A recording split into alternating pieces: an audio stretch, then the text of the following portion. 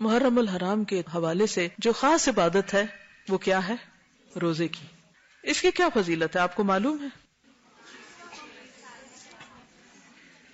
عن ابی ہریرہ رضی اللہ عنہ قال قال رسول اللہ صلی اللہ علیہ وسلم افضل الصیام بعد رمضان شہر اللہ المحرم وافضل الصلاة بعد الفریضة صلاة اللیل.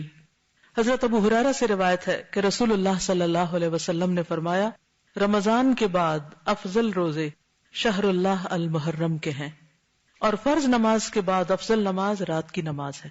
یعنی جس طرح فرض نمازوں کے بعد سب سے افضل نماز تہجد کی نماز ہے، اسی طرح رمضان کے بعد افضل ترین روزہ محرم کا روزہ ہے.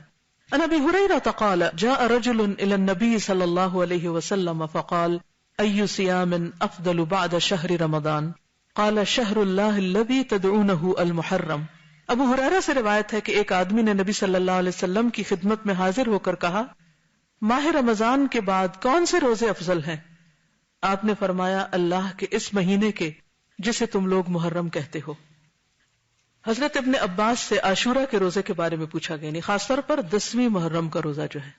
جب حضرت ابن عباس سے اس کے بارے میں پوچھا گیا تو انہوں نے کہا میرے علم کے مطابق رسول اللہ صلی اللہ علیہ وسلم نے کسی دن کو سب دنوں سے افضل سمجھ کر روزہ نہیں رکھا سوائے اس دن کے یعنی عاشورہ کے، اور نہ کسی مہینے کے سوائے اس مہینے کے یعنی رمضان میں.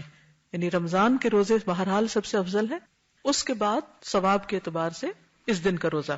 ابن عباس کہتے ہیں کہ رسول اللہ صلی اللہ علیہ وسلم رمضان کے بعد کسی دن کی اور دنوں پر فضیلت کا انتظار نہیں فرماتے تھے سوائے عاشورہ کے دن کے.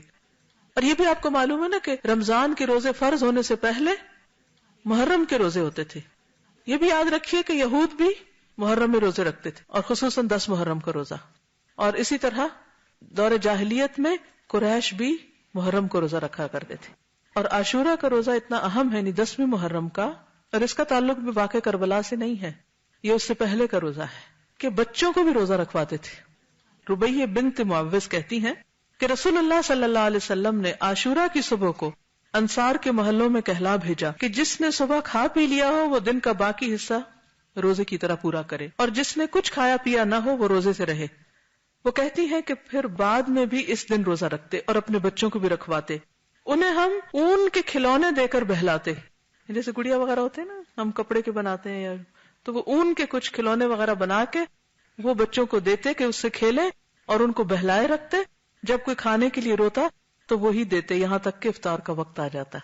اب یہ رونے والے بچوں کا روزہ ہے. کون سی عمر کے بچے ہو سکتے ہیں؟ بہت چھوٹے بچے. تو اب آپ دیکھ لیجیے آپ کے گھر میں چھوٹے سے چھوٹا کون ہے اور وہ کیا کرے گا.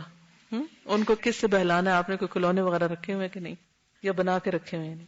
امام زہری رحمۃ اللہ علیہ حالت سفر میں بھی عاشورہ کا روزہ رکھتے. یعنی ہو سکتا ہے آپ میں سے بعض لوگ ٹریولنگ میں ہوں تو وہ بھی سن لیں. ان سے کہا گیا کہ آپ رمضان میں سفر کرتے ہیں تو روزہ نہیں رکھتے، تو انہوں نے کہا بے شک اللہ تعالیٰ رمضان کے بارے میں فرماتے ہیں کہ اس کی گنتی دوسرے دنوں کی گنتی سے پوری کر لو، جبکہ عاشورہ کے بارے میں ایسا نہیں فرمایا کہ یہ روزہ تم کسی اور دن رکھ سکتے ہو، اس لیے اس دن رکھتا ہوں. حضرت ابو قتادہ کہتے ہیں کہ رسول اللہ صلی اللہ علیہ وسلم نے فرمایا صیام یوم عاشوراء احتسب علی اللہ ان یکفر السنۃ التی قبلہ. صحیح مسلم. نبی صلی اللہ علیہ وسلم نے فرمایا میں سمجھتا ہوں کہ اللہ تعالیٰ عاشورہ کے دن کے روزے کے بدلے گزشتہ 1 سال کے گناہ معاف فرما دے گا. ابو قتادہ ہی سے روایت ہے کہ عاشورہ کے دن کے روزے کے بارے میں پوچھا گیا تو آپ نے فرمایا یہ پچھلے 1 سال کے گناہوں کا کفارہ ہے. حضرت عبداللہ بن عباس سے روایت ہے نبی صلی اللہ علیہ وسلم مدینہ تشریف لائے تو یہود کو یوم عاشورہ کا روزہ رکھتے دیکھا تو پوچھا تم اس دن کیوں روزہ رکھتے ہو؟ انہوں نے جواب دیا یہ عظمت والا دن ہے، اس دن اللہ تعالیٰ نے حضرت موسیٰ اور ان کی قوم کو نجات دی تھی اور فرعون اور اس کی قوم کو غرق کر دیا، تو حضرت موسیٰ نے بطور شکر اس دن کا روزہ رکھا، تو اس لیے ہم بھی یہ روزہ رکھتے ہیں. تو آپ نے فرمایا موسیٰ علیہ السلام سے تمہاری نسبت ہم زیادہ قریب ہیں، یعنی ہم زیادہ ان کو فالو کرتے ہیں، اس لیے نبی صلی اللہ علیہ وسلم نے خود بھی روزہ رکھا اور صحابہ کرام کو بھی روزے کا حکم دیا. لیکن یہود کی مشابہت سے بچنے کے لیے آپ نے 10 کے ساتھ 9 محرم کے روزے کو ملانے کی خواہش کا اظہار کیا. حضرت عبداللہ بن عباس سے روایت ہے کہ رسول اللہ صلی اللہ علیہ وسلم نے عاشورہ کا روزہ رکھا اور لوگوں کو بھی اس کے رکھنے کا حکم دیا. تو لوگوں نے کہا اللہ کے رسول صلی اللہ علیہ وسلم یہ وہ دن ہے جس کی یہود اور نصارہ عزت کرتے ہیں. آپ نے فرمایا جب اگلا سال آئے گا اگر اللہ نے چاہا تو ہم 9 تاریخ کا روزہ بھی رکھیں گے، لیکن اگلا سال آنے سے پہلے آپ کی وفات ہو گئی. تو اس سے پتہ کیا چلتا ہے کہ 9 محرم کا بھی 7 روزہ رکھیں. بعض لوگوں نے 10 اور 11 کی بات کی لیکن وہ سند ضعیف ہے، اس لیے افضل کیا ہے 9 اور 10 کا روزہ رکھنا. لیکن اگر کسی وجہ سے آپ 2 دن کا نہیں بھی رکھ سکتے، افضل تو یہی ہے، تو کم از کم 10 کا روزہ رکھنا نہ بھولیے. تو آج آپ نے کچھ سیکھا. کیا سیکھا؟ کیا آپ چاہتے ہیں کہ اور بھی سیکھیں؟ پھر آپ میں سے ہر ایک پہ لازم ہے کہ یہ پمفلٹ خود بھی پڑھیں. جو میں نے باتیں کی اس میں سے بہت سی باتیں اس میں مختصراً ٹو دا پوائنٹ لکھی گئی، اور اس پمفلٹ کو کسی نہ کسی کو دیں اور پڑھ کر سنائیں اور اس تک پہنچائیں. یہ منیمم ہے. 7 بھی کر سکتے ہیں، 10 بھی کر سکتے ہیں، اور اس سے آگے جتنے چاہیں بڑھا لیں. ٹھیک ہے. اسی طرح اس ٹاپک پر کیسٹ بھی ہیں. سال نو کا پیغام بسلسلہ محرم الحرام. نئے سال کے شروع میں ہمیں چونکہ وقت آپ دیکھیں کہ سال پہ سال گزرتے جا رہے ہیں، مہینوں پہ مہینے گزرتے جا رہے ہیں، اس لیے بہت ضروری ہے کہ ہم اپنے وقت کی قدر و قیمت پہچانیں. اور صرف سالوں کو نہیں، مہینوں، ہفتوں اور دنوں کو نہیں، گھنٹوں اور منٹس کو نہیں، لمحوں کو بھی بچائیں، ان کی بھی حفاظت کریں.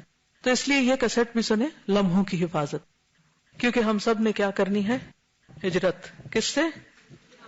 اپنی بری عادتوں سے، گناہوں سے، سستی سے اور دنیا کی محبت سے. صرف جسمانی ہجرت نہیں، مائگریشن آف ہارٹ بھی ضروری ہے. ٹھیک ہے. دل بدلے گا تو زندگی بدلے گی.